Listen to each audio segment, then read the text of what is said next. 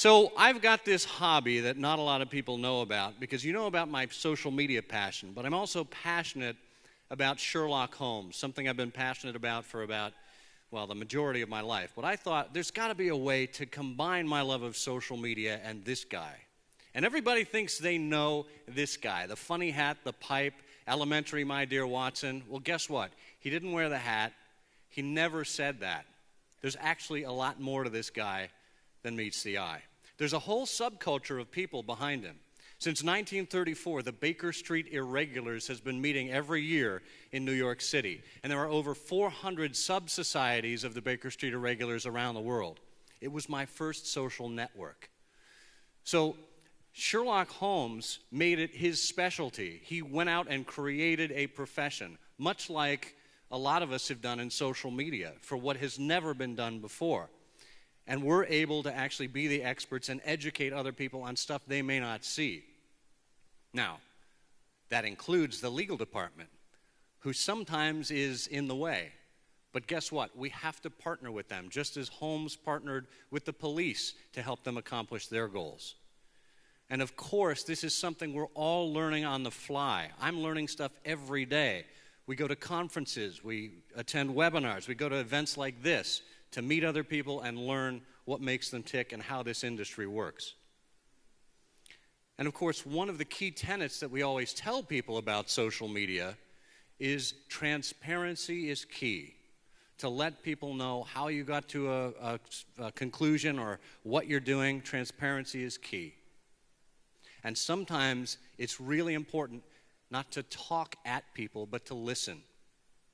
To simply use your listening skills and your listening tools to find out what other people are saying and to understand them.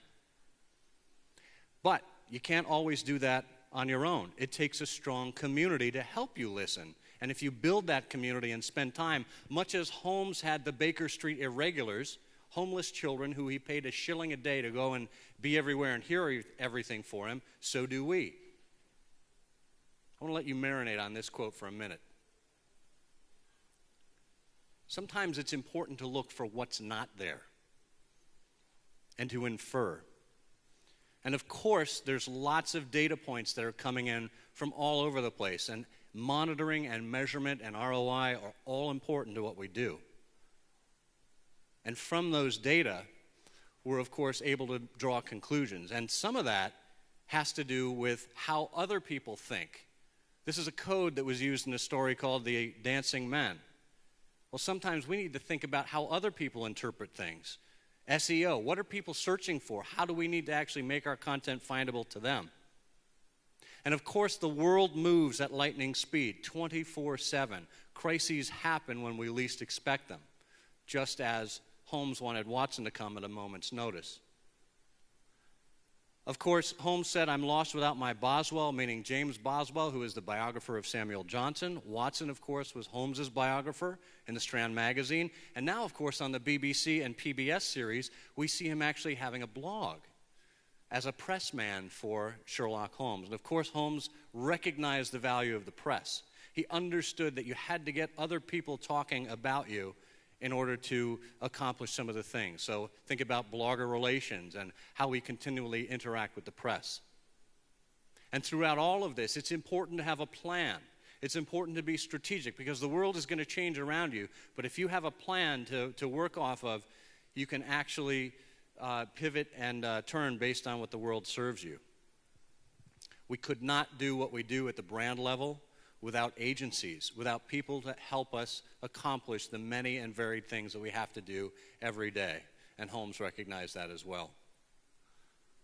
Holmes also recognized the importance of something as minute as Twitter, for example. That there are minute details that are important to pay attention of.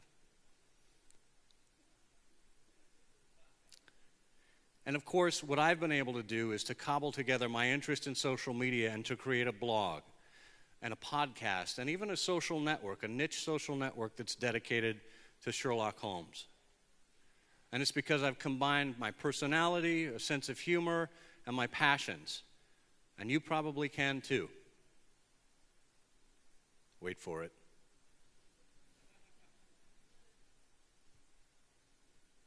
Thank you.